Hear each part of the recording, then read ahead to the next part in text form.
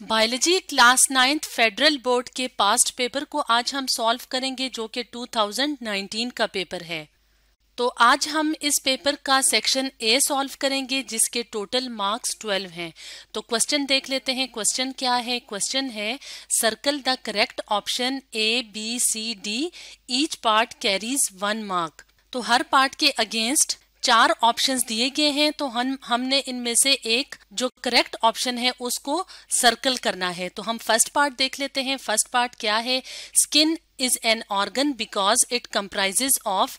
Skin एक organ है क्योंकि ये मुश्तमिल होता है या मिल के बना होता है cells only, tissues only, both cells and tissues, both cells and systems. तो अगर हम बात करें ऑर्गन की, तो ऑर्गन 2 या 2 से ज्यादा टिश्यूज से मिलके बना होता है और टिश्यूज 2 या 2 से ज्यादा सेल से मिलके बने होते हैं। तो इसका मतलब है कि स्किन जो कि एक ऑर्गन है उसमें सेल्स भी शामिल हैं तो टिश्यूज भी शामिल हैं। तो अगर हम यहाँ पे करेक्ट ऑप्शन को देखें तो यहाँ पे सी करेक्ट ऑप्शन है क्योंकि इस ऑप्शन में सेल्स और टिश्यूज दोनों शामिल हैं। तो करेक्ट ऑप्शन को हम इनसर्कल कर लेते हैं।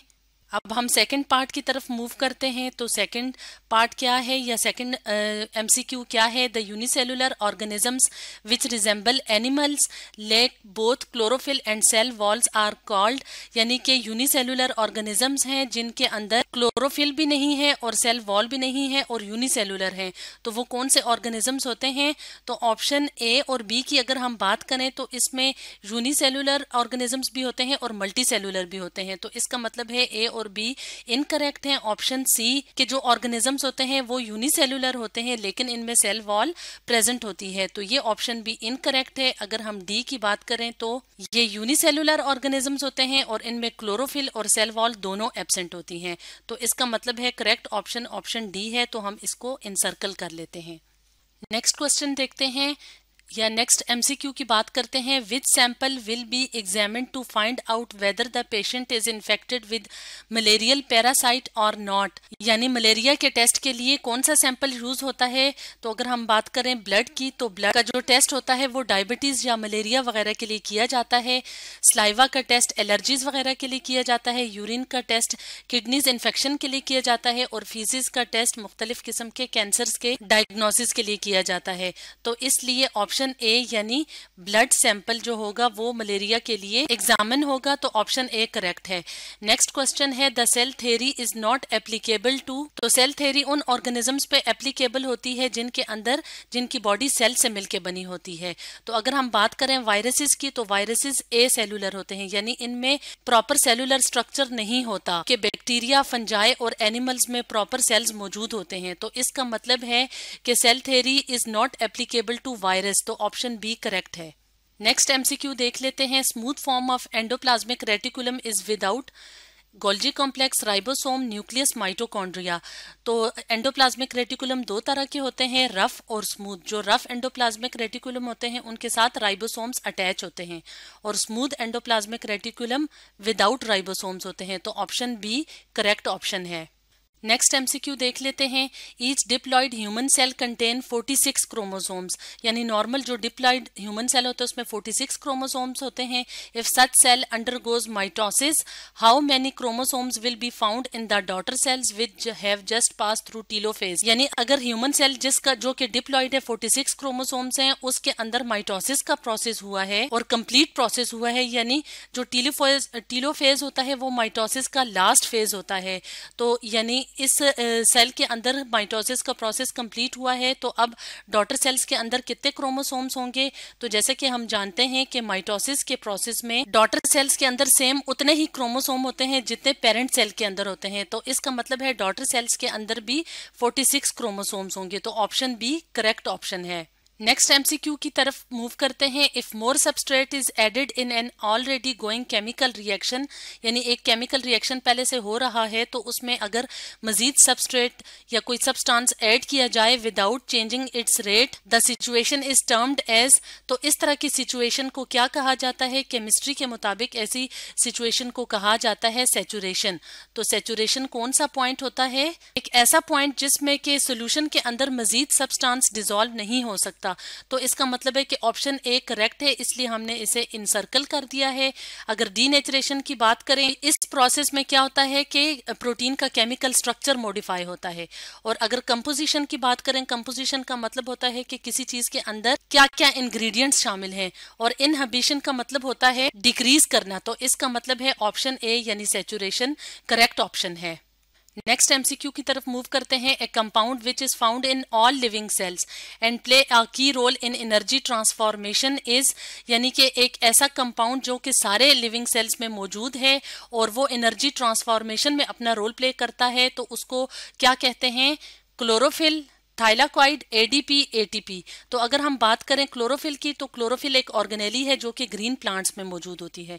तो ये ऑप्शन इनकरेक्ट है, इसका मतलब है। और अगर हम ऑप्शन बी की बात करें, तो थाइलाकॉइड एक मेम्ब्रेन है जो कि क्लोरोफिल में मौजूद होती है। तो ऑप्शन बी भी इनकरेक्ट है।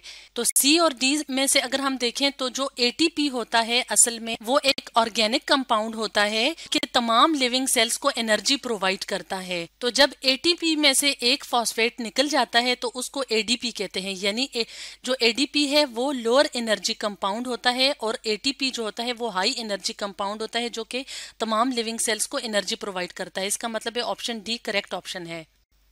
नेक्स्ट पार्ट को देखते हैं। During starch test why is leaf boiled in ethanol, कि स्टार्च टेस्ट के दौरान लीफ को एथानॉल में क्यों बॉयल किया जाता है?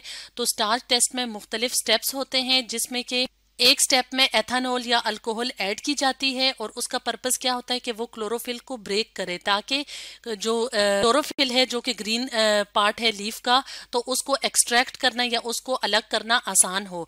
तो इसका मतलब है कि जो ऑप्शन सी है वो करेक्ट ऑप्शन है। तो करेक्ट ऑप्शन को इनसर्कल कर लेते हैं। अब हम मूव करते हैं नेक्स्ट एमसीक्यू की तरफ।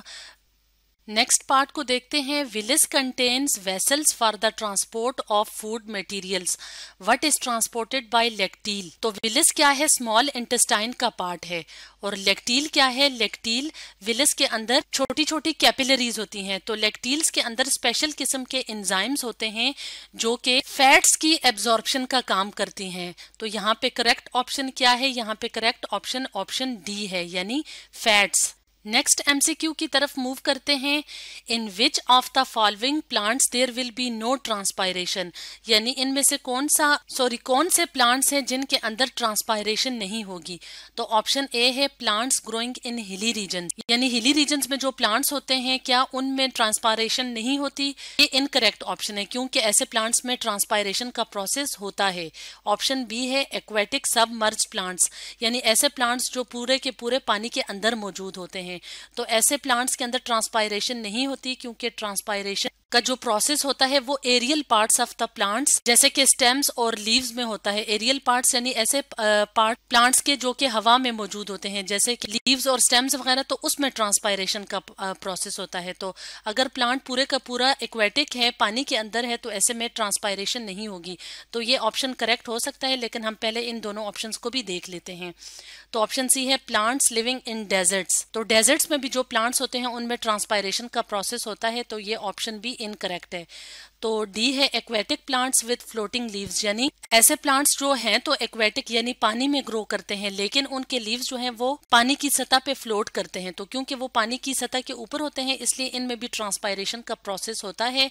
तो ये ऑप्शन भी इनकरेक्ट है। तो करेक्ट ऑप्शन कौन सा है? करेक्ट ऑप्शन है ऑप्शन बी। नेक्स्ट एमसीक्यू देखते हैं। Arteries have thick elastic walls because, arteries की वॉल्स जो होती हैं वो थिक होती हैं, इलास्टिक वॉल्स होती हैं क्योंकि ऑप्शन ए है rapid blood flow at high pressure, slow blood flow at low pressure. Option C rapid blood flow at low pressure. Option D slow blood flow at high pressure. तो arteries जो होती हैं वो ऐसी vessels होती हैं जो कि हार्ट से ब्लड लेके जाती हैं। तो जब हार्ट यानी दिल से ब्लड निकलता है तो वो बहुत ज्यादा प्रेशर से पंप होता है। प्रेशर को बर्दाश्त करने के लिए आर्टरीज की जो वॉल्स होती हैं वो थिक होती हैं और इलास्टिक होती हैं। तो इसका मतलब है कि ऑप्शन ए करेक्ट है, यानी कि rapid blood flow at high pressure, क्योंकि इनके अंदर जो ब्लड आएगा वो तेजी से आएगा और हाई प्रेशर से आएगा। तो इसलिए ऑप्शन ए करेक्ट ऑप्शन है। तो इस तरह से आज हमने फेडरल बोर्ड की 9th क्लास की बायोलॉजी का पास्ट पेपर 2019 सॉल्व किया और आज हमने इसका सेक्शन ए सॉल्व किया।